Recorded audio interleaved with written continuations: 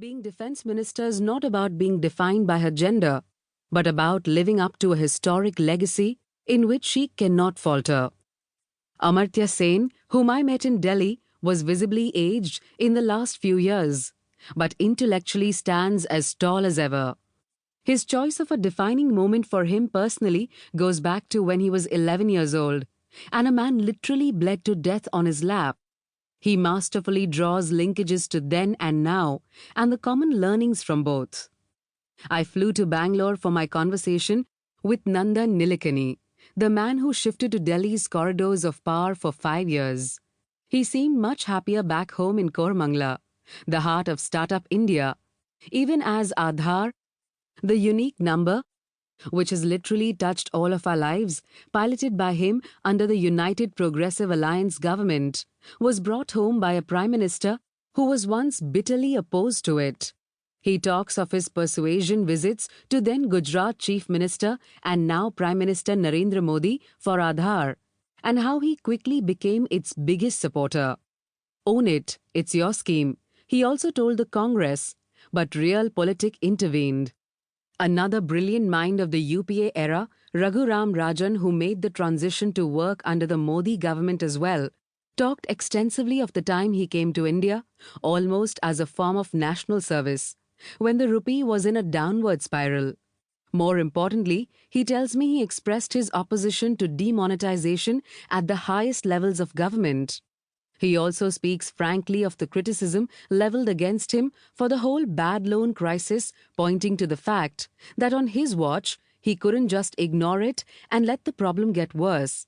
He had to act despite the criticism that he shut down growth. Even in Chicago, he remains passionately engaged with the India story and its future.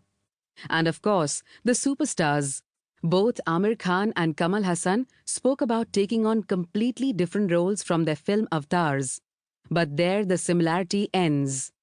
Aamir Khan talks of the many different realities he lives in, but is convinced he can change the world around him doing what he does best, the art of communicating and public service, but no politics, please. Kamal Hassan has joined a world alien to him.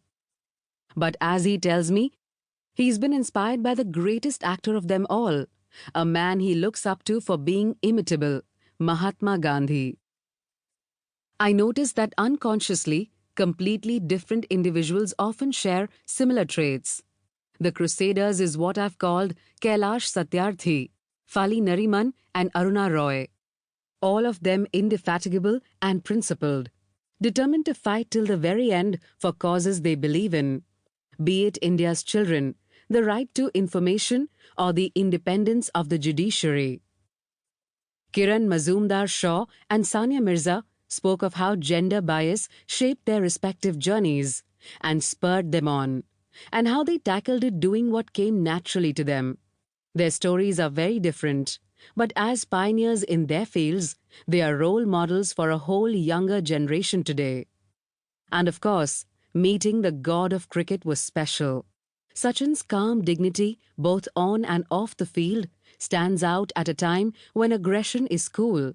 His incredible talent, humility, and focus in pursuing a dream is worth emulating for today's cricketers. Occupying a special place in my memories of writing this book is traveling to Dharamshala to speak to a living god, the Dalai Lama, a rare opportunity, as his interactions and travel are now increasingly limited. In his McLeod-Ganj residence, as we converse, he reveals a political bombshell. More on that in the book. It was a conscious decision to include him in this roll call of extraordinary Indians. As he says, India is now his home. He has accepted that he will spend his last days on this soil as India's most famous refugee. My endeavor has been to bring to you the human side of each of these people, the private person behind the very public persona we see only in headlines. I'm grateful for the unprecedented access they gave me and the openness with which they spoke to me. A special thanks to Meru, who supported this idea wholeheartedly over cold coffee. The entire team at Penguin, Tunika, Premanka and Dipti, and of course, my brilliant and very patient